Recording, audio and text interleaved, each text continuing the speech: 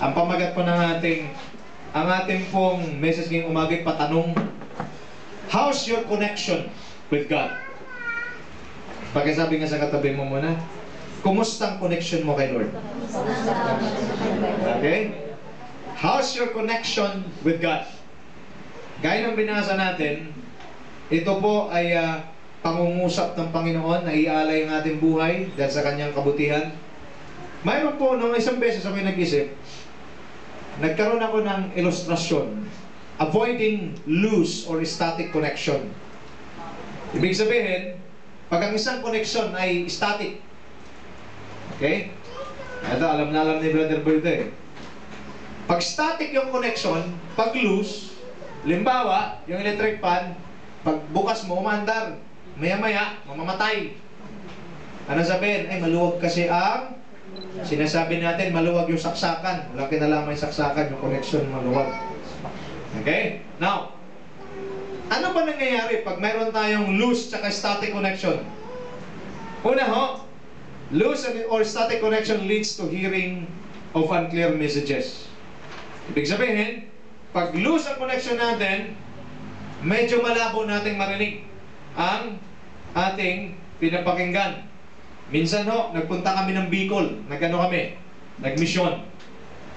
Nasa ano pa lang kami, narinig na namin, nakikinig sa FM station. Nung lumayo-layo na kami, abay, Chinese na narinig namin. Sabi ko, chikwa na to, ba't ang nangyari? Kasi ho, malayo na tayo doon sa, sa dati nating, yung frequency, iba yung nasagap natin. Alam nyo, pag loose ang connection natin sa Panginoon, minsan nakakasagap tayo ng ibang mensahe sa halip na mensahe ng Diyos. Okay? Ang mundo pa naman, ang daming mensahe. Okay? Sale ngayon. Yan. Yan yung mga mensahe niya. Pangalawa, loose or static connection results to confusion. Di ba mako-confuse ka? Pilipino yung pinapakinggan mo, maya-maya, check ko na. Pag in-check na, wala, di mo na maintindihan eh. Ano ba ito? Okay? Nag-lead siya sa confusion. Ang tanong, kaninong boses ang susundin mo? Boses ng Diyos o boses ng mundo? Pangatlo, it results to the delay of fulfillment of God's plan in your life. The moment ng connection natin ay hindi matibay, ang connection natin ay loose, hindi fixed sa Panginoon, ito po ay nagkukos ng delay. Saan? Sa blessing natin. Tingin mo sa akin sa harap. Lahat po tayo ay gusto ng Diyos pagpalain.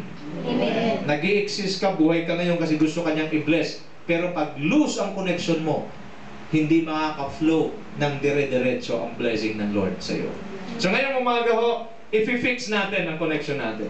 Ano ba ang latest phone ngayon? Apple. iPhone 5S. Tama? Parang hindi nyo alam. Okay? Kahit gaano ka-latest ang cellphone mo, pag lobat yan, Wala rin. Useless. tama?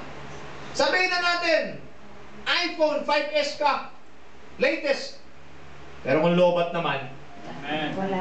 kahit sabihin na natin naroon na lahat ng mga magagandang program, lobat naman, wala rin. Wala rin. Wala rin. Okay? Kahit gaano kagandang kalalagayan mo sa buhay, kahit gaano ka ka-bless, kahit mayroon ka pa mga yaman sa mundong ito, pag wala kang connection sa Panginoon, wala rin lahat yan. Amen. Amen. Okay? Pag lobat yan, hindi ka ma-text, hindi ka rin makatawag, hindi ka makareply. Kaya pag tinatawagan kayo, mayaman ka. Kasi sabi nila, the number you're calling is cannot be reached. Okay? Hindi ka tuloy yung mayaman. Okay, saan ibig sabihin? Hindi ka maabot. Gusto ng Diyos mangusap, hindi ka makausap. Bakit? Lose ang connection. Amen. So ngayong umaga, ating i-fix ang ating connection sa Panginoon. How to establish a strong and fixed connection with God? Una ho, ating himayin muna. Why is it that we need to be connected to God? Why? Because ang Diyos ay lumikha siya ng tao. Nung mabasa ko ito, nang aking ito papagbulay-bulayan, napaka-bless talaga ng tao. Amen. Tayo lang ang nilikha, Dexter, na kamukha at kawangis ng Diyos. Amen. Amen. Kaya bakit hindi yung aso? Bakit hindi yung pusa? Bakit hindi yung tao? Bakit hindi yung balyena? Tayo! Amen. Praise the Lord. Now, Nung nilikha ng Diyos si Adan sa si Eva, nilagay niya kanyang espiritu kay Adan, kaya si Adan mayroong connection sa kanya. Amen. Kaya nung nasa garden sila, wala silang problema. Right? Lahat libre. That's right. But when sin came in, nung pumasok ang kasalanan, naputol, doon nagsimula ang kalbaryo ng tao. That's right. But because the original plan of God is for us to be with Him forever, the original plan of God is for us to enjoy His creation. Original plan yun eh. Joseph, tingnan sa akin, original na plano yun. Gusto niyang managana ka, gusto niyang maayos buhay mo, original na plano yun. Amen. Stellara, naputo lang dahil mayroong kasalanan. Pero dahil original, brother boy, matutuloy yun. Amen. Amen. Praise the Lord. Bigyan niyo magandang ngiti, ang bira. Matutuloy yun! Amen. Pero kailangan muna gumawa ang Diyos ng remedyo dahil naputol. Amen. Before, kailangan, pag may kasalanan ka, pupunta ka sa priest, at anong gagawin? Mag-aalay ka ng hayop. Depende sa laki ng kasalanan mo. Amen. Isang baka, kung matindi kasalanan mo, 5 baka. 5 kambing, 5 tupa. My God! Magkano isang baka? Tinanong ko kahapon doon sa sinesiran ko, isang baka ay 35,000 times 5. Eh ngayon nga, pag 1 kilo binili mo, ano sinasabi mo? Mahal ang baka ngayon. Ngayon, ibig sabihin, pinakita lang, hindi na kaya ng tao. That's right. Ang tao gustong kumonekta sa Diyos, hindi niya magawa. Bakit? Putol, dahil mayroong kasalanan. Gustong kumonekta rin ng Diyos sa tao, kaso hindi magawa. Bakit? Putol, dahil sa kasalanan. Amen. Sabi ng Diyos, once and for all, ako na. Amen. Tinanggal ang kanyang pagiging Diyos, nagkatawan tao. Tingin ka sa Dexter, ang Diyos ay Espiritu. Amen. Tama? Ang Espiritu walang dugo, walang laman, walang buto. Amen. Pero sa tindi ng pagmamahal niya sa iyo at sa akin, violate niya yung kanyang nature. Naglagay ng laman, naglagay ng buto, naglagay ng dugo. Para ano? Para ikaw at ako na hindi na kaya magbayad ng kasalanan natin, mabayaran at matubos. Amen. Amen. Nagkaroon ng violation sa kanyang nature. Bakit? Hindi ko alam kung anong pakiramdam ng Diyos na maglagay ng buto, maglagay ng dugo, maglagay ng laman. Pero ginawa niya. Para ano? Dahil mahal na mahal niya tayo. Amen. Palakpakan naman natin si God. Now, ikaw buti. Kaya bumaba si Kristo, dala-dala ang Espiritu ng Diyos. Kaya sabi sa John 14:6, I am the way, the truth, and the life. The life of God na nilagay kay Adam, na naputol sa kasalanan, inilagay kay Kristo. Kaya dapat tanggapin talaga ng isang tao si Jesus Christ. Amen. Dahil pag tinanggap mo si Jesus Christ, papasok siya sa buhay mo, balik ka na sa Garden of Eden. Amen. Praise God. Nakuha natin? Tama? Pero Pastor, bakit magulo pa rin ang kapaligiran natin? Ang Garden of Eden mo ngayon, wala na sa nakikita mo, nandiyan na sa loob ng puso mo. Amen. Kaya kita mo pag Kristiyano ka na, o sa ni Elmer kanina, hirap na hirap ako. Pero, kahit hirap siya, nagpapatuloy siya, o di nakatipid ka. Tama? Ano pa? Napamotor-motor na lang siya ngayon. Okay? Ano ibig sabihin?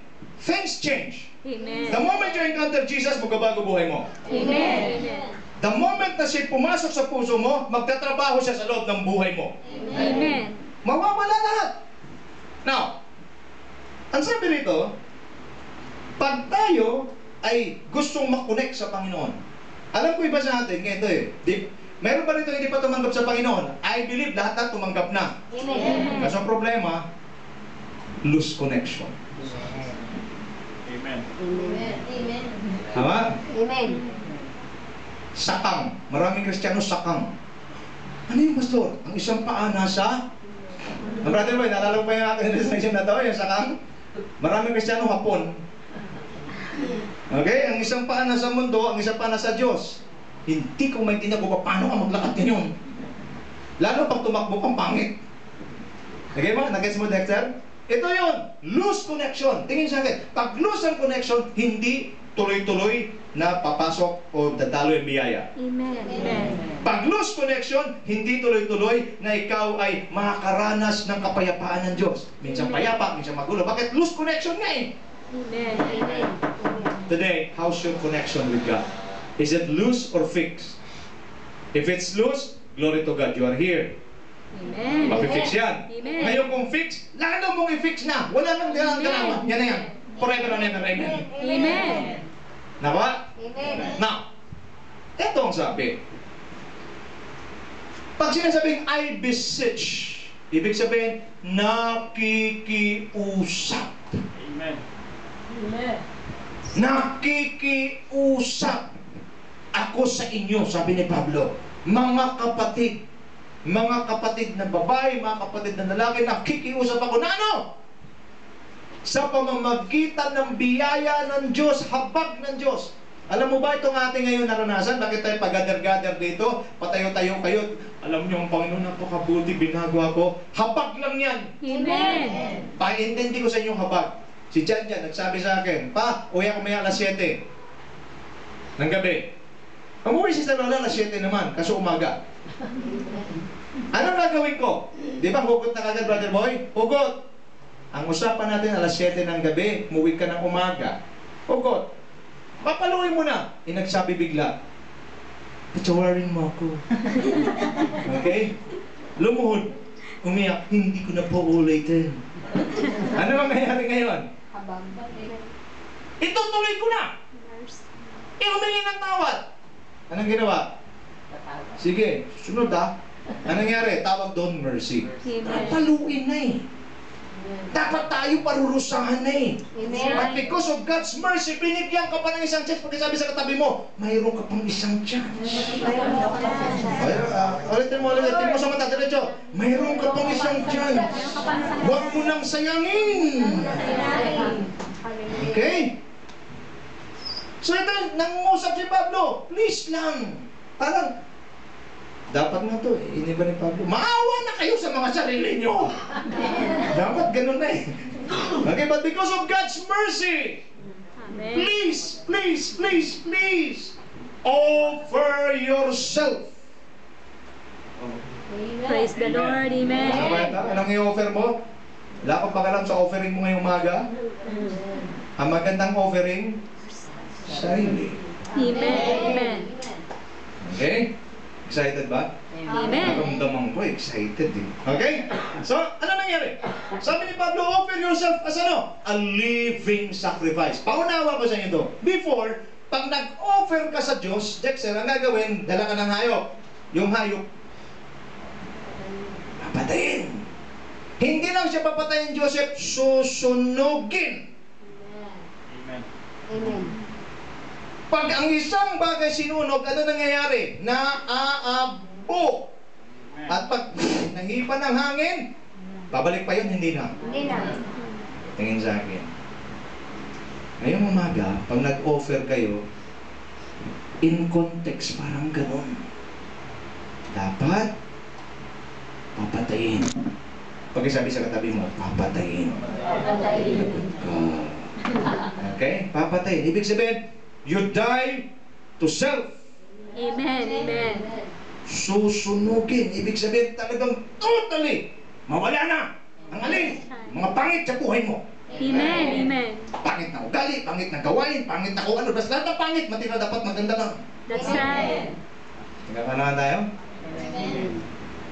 Kaya pa? Amen. Okay. So anong ibig sabihin? Offer yourself as a living sacrifice. Ano bang gagawin natin? Ibig sabihin, bakit kay Lord tayo mag-offer ng ating sarili? Natanong niyo na ba yun? Bakit kay Lord? I don't want you to offer yourself sa church. That's right. Kami ni Brother Boy gumawa nito. Mga simento lang to. Walang buhay to. Amen. Amen. Ibig sabihin, bakit kay Lord? Because God is the owner of everything. Amen. He's the owner of your life. Amen. Sa Kanya ka mag-offer. Amen. Bakit? At the end of the day, pag namatay tayo, harap tayo, si Lord ang huhusga sa atin. Amen. Kaya sa Kanya ka mag-offer ng buhay mo. Amen. Lahat ng young people, magsabi ng amen. Young people, young people kayo lahat.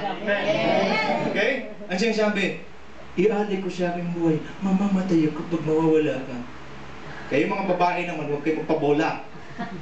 Pag kinasabi mo, mamamatay ako pag wala ka, nawala ka, buhay pa rin eh. Amen. Amen. Sino lang talaga, kailan mamamatay? Kung sino mawala, at ang Diyos ang nawala sa buhay mo, patay ka. Amen. Bakit kay Lord ka mag-offer ngayong umaga? Because He's the owner of your life.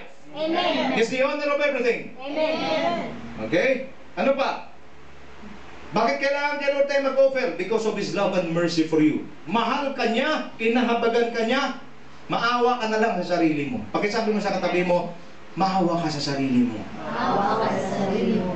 Maganda siguro, taas ang kanang kamay, taas ang kanang. Pakitapik yung sa kanan mo.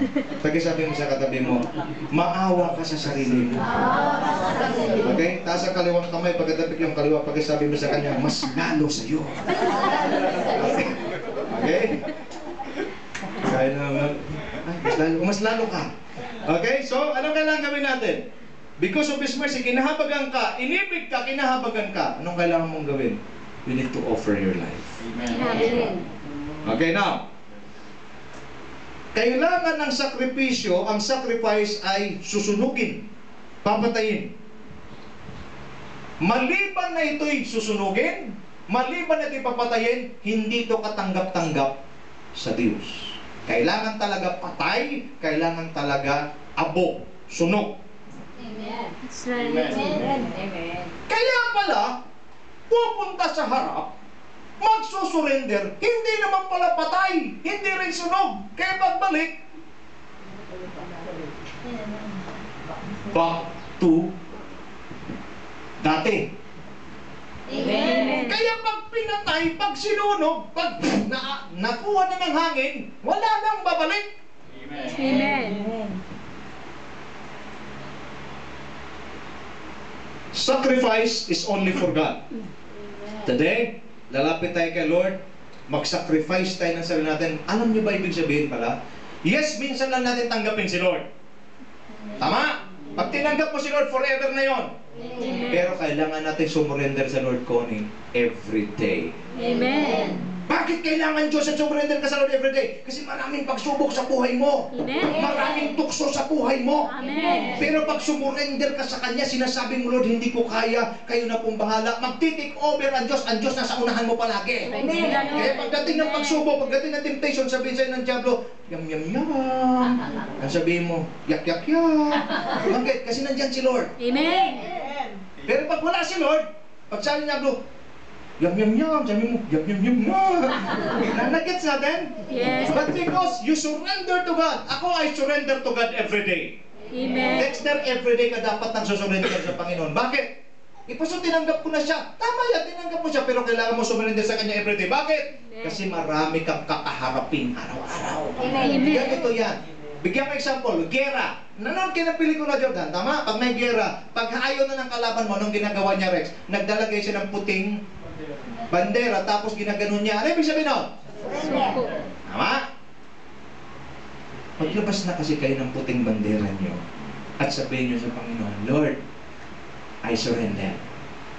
Once sumurrender ka sa kalaban mo, ano sabihin ng kalaban mo? Baba mga barel. Punta rito. Simula sa araw na to, dahil sumurrender na kayo sa akin, ako na ang amo nyo. Amen. Pag sumurrender ka kay Lord sa araw na to, sinasabi mo, Lord, you're my boss. I'm your slave. Amen. Amen. Nagets? Yung problema sa atin, pag sumurrender, Lord, I surrender to you. Pag talikod, balik. Lord, kunin ko na. Okay, kaya nangyayari, nagkaloko-loko yung buhay natin. Nandiyan ba kayo? Yes. So, ang surrender kay Lord lang, at ang ibig sabihin noon, pag tayo sumurrender sa Lord, mabubuhay na tayo para sa Kanya. Amen. Believe me, ako po nakilasabi na Dice of 19. Ngayon po, I'm T2 already. Okay, so eto na ako ngayon, wala pa akong pinagsisisihan. Tama sinasabi ni Brother Elmer, wala siyang pinagsisisihan, mas lalo ako walang pinagsisisihan. Bakit? Amen. Binago ng Diyos talaga ang buhay ko. Amen. Praise the Lord. Nakatayo ko sa inyong harapan ngayon, I'm not worthy. But the Lord qualifies me. Maganda pala pag tinawag ka ng Diyos na hindi ka qualified, ika-qualify ka niya. Bakit? Kasi nga, ang Diyos ang gagawa para sa buhay mo. Amen. Gets natin to? So ano ibig sabihin? Mabubuhay ka para sa Kanya. Bakit siya may-ari sa buhay mo? Anong gagawin mo ngayong umaga? Huwag natin pamain. Anong gagawin mo ngayong umaga? Una, we must be the one to offer ourselves to God as living sacrifices. Hindi ako ang pwede magdala. Si Joseph, tara, punta na tayo kay Lord. Hindi. Walang pilitan. Ikaw mismo ang tatayo ngayong umaga at sasabihin mo, Lord, I offer my life to you. Dexter, hindi na para tanggapin si Lord, ha? Tapos na, tinanggap ko na si Lord, tama? Kasi baka yung iba kasi, tanggapin ko ba sa Lord ulit? Hindi na. Tinanggap mo siya, brother boy, but because mayroon pa rin mga temptation, may mga pagsubok sa buhay mo siya, bumibigay ka pa rin. Ano kailangan mong gawin? Lord, tama na. Hindi ko na po kaya ito. I surrender to you. Take over. Every day, I surrender to God. Why? Magdadrive ka lang, di ba? Ikakat ka. Minsan nagdadrive ako sa C6. Kaganda-ganda pang, hi, me, now. Mamaya may nag-bump in. Ganito lang ang distansya, brado. Ano nasa isip ko, kung magpakamatay ka, ikaw na lang. Huwag mo kaming idamay. At ang sabi ng Diablo, habulin mo, habulin mo, habulin mo! Talagang natitemp ako eh. Gusto kong habulin, pag inabot ko siya, ano na naman ang mangyari? Ang pangit naman mo. Pag may mabalita, isang pastor, binatukan ng isang nagkaroon sa kanya. Pangit din. Kaya, I control myself. Pero at nangyari, hindi ko man ginawa, pero ang isip ko, Dexter, nagsasabi, habulin mo, talagang maabot kita. Kasalanan na. Amen. Amen. Hinabol ko, Brad? Hindi. Pero nag-isip ako. Tama, Jordan? Nag-isip ka eh. Kasalanan. Amen. Kaya ang ginawa ko, surrender na ako. Lord, I surrender. Ito na naman. Alam ko na eh, magdadrive na naman ako. Ayan na naman siya. Sisingitang ka bigla. Yung mga tricycle dyan sa Taguig, glory to God siya mga yan. Hindi ba ikaw, pag nagdadrive ka, siyempre, baka matrasan ka, naglagay ka ng space. Tama, brother boy? Maglagay ka ng space. Bakit? Kung biglang umatras yan, di talo ka, nasa likod ka eh. Naglagay mo ng space. Ang ganda ng mga tricycle. Magka-counterflow yan. Ha? May kasalubong. Sisingit dun sa space. Ganito kaliit na lang. Titan ka na naman. Gusto mong babayin. Ikaw makulit ka. Pero sa akin, I surrender to God. Ang sabi ng driver,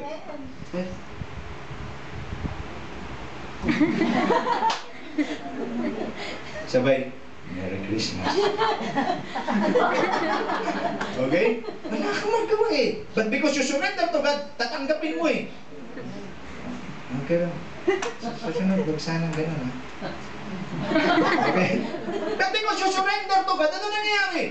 Pagbibigyan mo, naunawaan mo. May tao ba rito?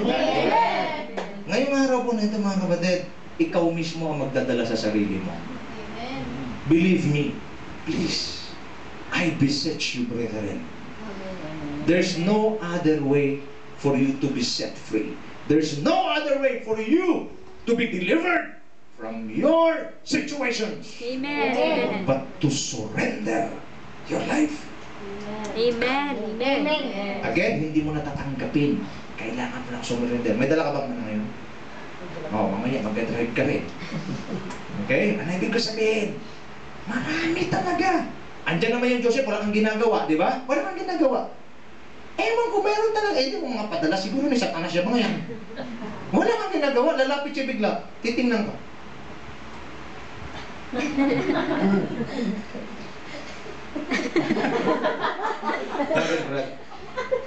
Bakit? Bakit eh? Wala kang ginawa! Sabi ko, pero surrender ka na sa Panginoon. Sabi, ay, pasensya ka na. Ikaw pa hingi ng pasensya eh. Pasensya ka na. Baka napagkamalan na siguro ang kamukha. Okay? You justify. Why? You justify. Why? Because you want to please God. Amen. Amen. Dati, pagka ganyan, titingin ka sa akin, malitirising kita kaagad. Kaman ako dati. Bakit? Anong problema mo, ha? Pero wala eh. You surrender to God. Amen. Ngayong umaga, anong kailangan mong gawin? Ikaw magdadala sarili mo. Amen. Okay, pangalawa, ang sabi, offer yourself as a living sacrifices. Ang kaibahan lang noon, Joseph papatayin ng handog, susunugin. Ngayon, buhay na handog. Amen. Ano ibig sabihin, Dexter? Papatawarin ka ng Diyos, lininisin ka ng Diyos ngayon para ano? Para maging patotoo para sa iba. Amen. Yang tao na yan, napakasama ng buhay, pero lumapit sa pinasumurinder sa Diyos, nagbago! Amen. Tama ba, Brother Boy? Brother Boy, dami manok yan. Dati, glory to God. Pinamigay niya manok, nag-away pa yata. Nag-away pa yung mga ano eh. Nagkagawan sa manok niya. Pangalawa ho, to walk in holiness. Ano ibig sabihin? Kailangan tayong lumakad ayon sa pattern, ayon sa gusto ng Diyos. Ano ito? Kabanalan. Amen. Mga kapatid, napaka-imposible maging banal dito sa mundo. Pero, gaya nga, Sister Josie, pakibasa nga po yun nasa kanan niya ng malakas. With the God, all things Are possible. are possible. Sa atin, imposible maging banal. Tama? Amen. Lang si Jordan, no? Sabi mo Jordan, ano? Mahirap talaga, di ba? Pero Joseph.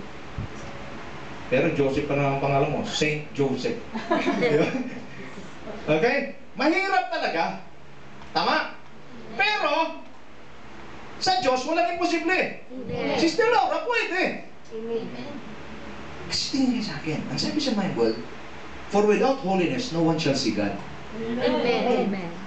So, ibig sabihin, naranasan natin eh. Lalakad ka sa katuwiran, kabanalan. Una, Rex, walang hahabol sa iyong batas. Amen. Amen. Sino lang hinahabol ng batas? Yung mayroon mga illegal na ginagawa. Amen. Pero pag lumalakad ka sa katuwiran, kabanalan, sino maghahabol sa iyo? Wala. That's right. Amen. The safest way to live in this earth is to live a holy life. Amen. Kaya sabi na, Lord, offer yourselves as a living sacrifice, holy and acceptable to God. Ano acceptable sa Panginoon? Holy life. We cannot be holy on our own. Amen. But with the help of God, with the help of the Holy Spirit, you can be holy. Amen. Nagkakanuhan tayo? Amen. Pangatlo, ano sabi? Ano ibig sabihin ng holiness? Keeping ourselves pure. Keeping away and avoiding sin in our lives. Obeying the commandments of God. Nalaman ko, JR, nalaman ko ang pinakasikreto ng isang pinagpala, ang pinakasikreto ng isang pinagpala at matagumpay na buhay ay pagsunod sa salita ng Diyos. Amen. Yesterday po, I preached to young people doon sa Laguna. Ako po in-invite na magsalita sa kanila. Meron pa po ako isang sekretong nalaman. Isingit ko na ho sa inyo. Ephesians chapter 6 verse 1 to 3. Tingnan natin ho, mabilis. Ito, sekreto. Na hindi na sekreto ngayon dahil sabihin ko na. Ephesians 6. Ito ho, matutuwa ho ang mga magulang nito. Pati yung mga anak. Okay? Tama ba, Johnny? Matutuwa. Tama? Mga anak, sundin ninyo ang inyong mga magulang sa Panginoon. Sapagkat ito ang nararapat. Kuha? Amen. Sige, yung iba, tingnan nyo pa. Efeso ho, Efeso 6, 1 hanggang 3. Nandiyan na? Amen. Mga anak, sundin ninyo ang inyong mga magulang sa Panginoon, sapagkat ito ang nararapat. Igalang mo ang iyong ama at ina. Ito ang unang utos na may kalakip na pangakong ikaw ay giginhawa at hahaba ang buhay mo sa lupa. Hallelujah. Amen. Ito ha? Amen. Tingin sa akin. Sinabi ko sa mga young people, at alam ko marami tayo, may mga nanay at tatay tayo rito pa rin. Tingin. Gusto mo humaba buhay mo. Gusto mo sasagana buhay mo. Sundin mo at parangalan mo ang mga magulang mo. Amen. Amen. Amen. Gusto mo matodas ng maaga. Suwayin mo. Amen. Gusto mo maghirap. Madali lang. Madali lang ang formula ng paghihirap tsaka mamatay na maaga. Suwayin mo lang. Amen. Gusto mong magbago, gusto mong managana, gusto mo ng success, gusto mo ng blessing, obey your parents in the Lord. Amen. Ba, Jordan? Tingin sa akin. Sino rito may nanay pa, tatay? Brother boy, andiyan pa nanay, tatay mo? Wala na? Wala na. Okay. So kayo ngayon, kayo na yung nanay, kayo na yung tatay. Tama? Tingin sa akin. Mga anak, yung may mga nanay at tatay pa, ang blessing mo, mga anak, ang blessing mo ay inilagay ng Diyos sa kamay ng nanay at tatay mo. Amen. Kaya kung mayroon kang unang kukuning puso, hindi yung puso ng girlfriend mo, Amen. hindi yung puso ng boyfriend mo, kundi yung puso ng nanay at saka tatay mo. Bakit? Protocol ng Diyos inilagay niya sa kamay ng nanay mo at ng tatay mo ang pagpapala mo. Pag ito'y sinunod mo, pinarangalan mo siya, inonor mo siya, ano mangyayari? You will live long in the land and you will prosper. Amen. Sasabihin mo, hindi eh, malabo yun, kay Lord ako. Hindi nga eh. Itadaan nga ni Lord sa nanay at saka tatay mo. Amen. Parang ayaw niya. Amen. Yan ang nakalagay sa Bible. Amen. Kaya sabi ng mga young people, kahapon, sabi ko, kailan kayo huling nagpasalamat sa nanay niyo, sa tatay niyo? Kailan niyo huling sinasabing, I love you, ma, pa, tang, mang, kusosyal ka, mom, dad? Kailan? Kailan yung sinasabing, I love you? Kailan? Ang masama sa atin, yung mga friends natin, mas mahal natin. Tama? Pag si friend ang magsabi, pare, tara na, sunod agad. Pag si mama magsabi, pag si papa magsabi, hindi pinapansin. Alam mo ba, pag ikaw ay nagkasakit, anong sabi ng friends? Lapit naman, mapupunta lang yan sa ospital, di ba? Bibisita. Get well soon. See you sa labas. Sino ang magbabantay sa 24 hours? Nanay at tatay. Kaya madalas sinasaktan natin yung mga nagmamahal sa atin. Oras na. You want to be blessed, you want to live long, gusto mo mapagpala, gusto mong humaba buhay mo, honor your mother and your father. Why? Because the blessings of God are placed by God in their hands. Amen. Pagkasabi sa kanya, tasak ka ng kamay. Pagkasabi mo sa kanya, igalang mo nanay mo, tatay mo. Tasang kaliwa. Pagkatapik yung kaliwa, pagkasabi mo, kung makapagsalita ka. Okay? Okay. Wala eh! So yung blessing ni RB, nasa kamay nyo. Kasi masunurin, biniles hindi.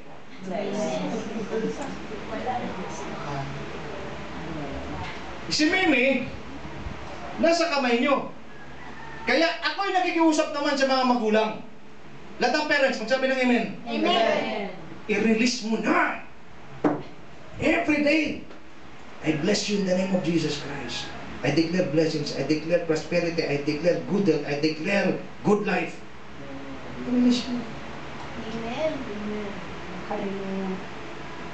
Amen. Oh, glory to God.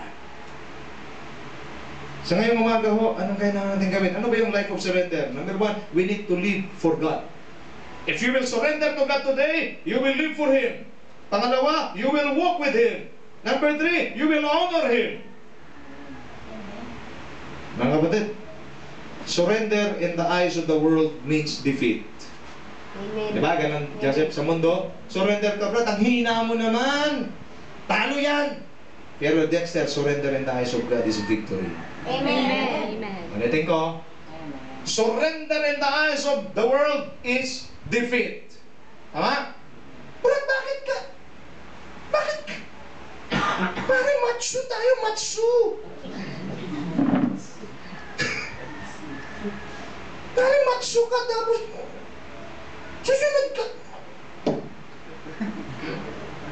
Oh, let's yan, pare. Talo yan. But if we will surrender to God, it is a victory. Amen. When I surrender to God, Jordan, ano nangyari? I lost friends. That's right. I lost my friends. That's right. Ako po yung joke box, wala pang video okay noon. Live ho.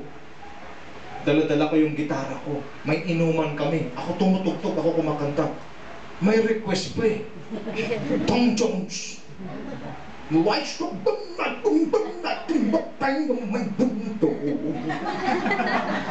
ako nang haba. Uwi ako ano eh. Alas 3 na madaling araw, dala-dala ko yung gitara ko. Wala man lang. Buti pa yung jukebox, may piso eh. Sa akin, wala. Hindi rin ako uminom.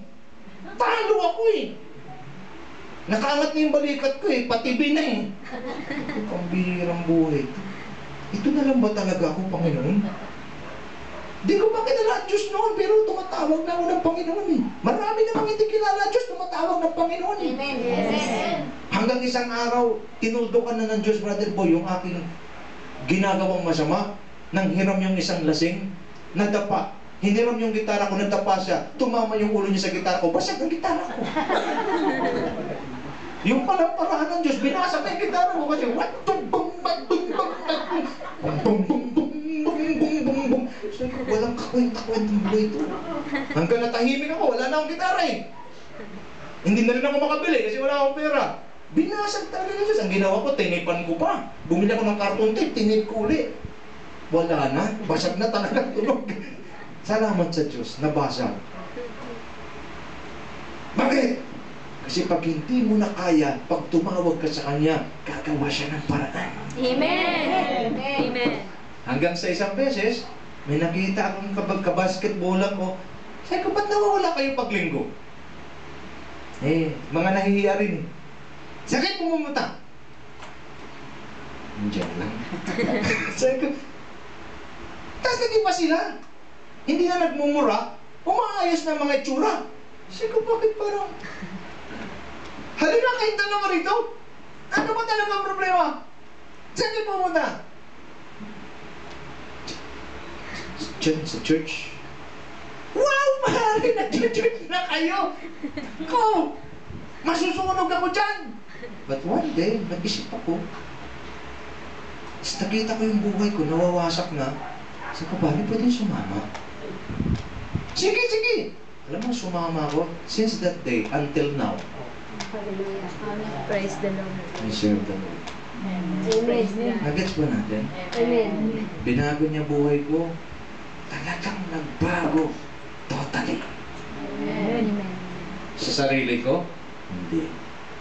Dahil sa Diyos na tinanggap ko.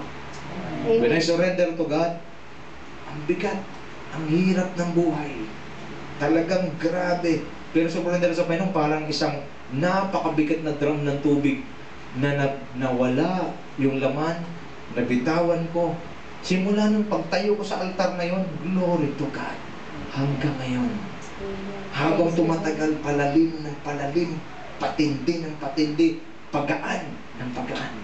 I'm not telling you people na wala ng problema, mayroong problema, pero ang ganda ho, pag may problema ka, hindi mo na binubuhat mag-isa, kinakaharap mo, Amen. kasama siya. Amen. Kaya hanggang ngayon, nakakatagal, nakakatayo.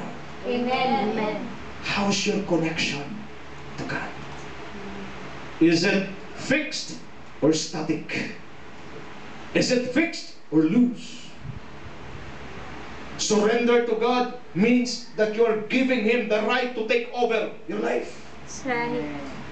If you surrender, sinasabi mo na, Dexter, Lord, kayo na ho ang mamuno, ako ho susunod. Amen. Amen. Yung mga hindi sumusunod, ganito, ako una, Lord, sunod ka lang. Alalay ka lang sa akin, gaya ko ito. Amen. Ang surrender ganito, Lord, kayo na manguna. Saan niyo po gustong humakbang, saan tayo pupunta, kayo na po masusunod. Amen. Okay? You're giving God the right to take over your life. You're willing to submit your will to His will and authority. You're willing to obey His commandments. You're willing to glorify Him in everything you do. And the most important thing is, you will live for Him. Your life is totally dependent on God. Amen. Katanawan mo tayo? Mga kapatid, marami pa hong ligaw sa labas. Amen. Alam mo ang sinasabi ko. Marami pang ligaw sa labas. Sino ang inaasahan yung magsisave sa kanila? Yung lasenggo? Sabi na lasenggo, pare. Bible study tayo, pare. Kailangan natin to, pare. Sa palagay nyo magayaya ng Bible study yung laseng? Hindi. Sa palagay nyo magayaya ng praise and worship ang adik? Never. Hindi. Sino? Pwedeng gamitin ng Diyos yung dating adik para sabihin sa mga adik, pare, Kung malakas ang tama ng siya po, mas malakas ang tama ni Kristo. Amen.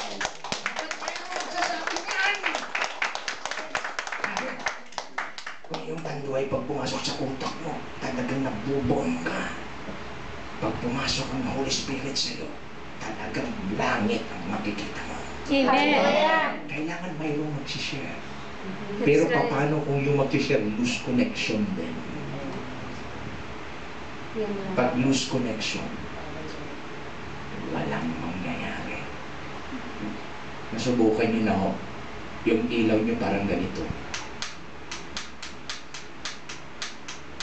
Nasubukan ko na. Nagbabasa ako. Yung ilaw ko, brother boy, nung pinukas ko, gumaganon-ganon. Ang sakit sa mata. Amen. Kaya sabi ko, patayin mo na nga yan. Masakit sa mata. Nagbabasa ka, parang disco light. Kaya mata mo sumusunod din pala. Ang sakit eh. Ano ibig sabihin? Buhay mo, kapatid. Kristiyano. Kristiyano. Ano buhay mo? Sakit sa mata? O maaliwala sa mata? Tanungin mo ang katabi mo. Sakit sa mata o maaliwalas? Sagutin mo. Ano sabi? Walas. Patay ng mata. Ano patay ng mata? Okay? Nagets? Amen. Kasi maraming Kristiyano sakit sa mata eh. Ito. Surprise. Pag nakikita mo, parang, Christian. Kristiyano ba talaga to? Napapatanong sila eh. One day, we will face God. Amen. And as we face God, dalawang bagay ang kanyang sasabihin. Anak, maganda ang ginawa mo sa lupa. Pasok sa aking kapahingahan. Ang pangalawa, sasabihin niya, sabihin mo, Oh, Father God, Lord Jesus, my God. Sabi ng Lord, tigilan mo, huwag mo akong tawagin, Lord. Sakit sa matang pinagagawa mo sa iba. Lumayas ka, hindi kita kilala. Prove it. He will tell you, I do not know you. And another thing, well done, my good and faithful servant. Kapatid, ano ka sa dalawa? Sasabihin ba ng Diyos, ang ganda ng ginawa mo? O sasabihin ng Diyos, kahiya-hiya ang buhay mo? Bakit? Static ang connection mo. today, I pray, lahat tayo lalabas dito, fixed ang connection natin. Amen. Paano? Bring your life to God as an offering. Amen. Pwede ba tayong tumayo ngayong umaga? Oh, glory to God.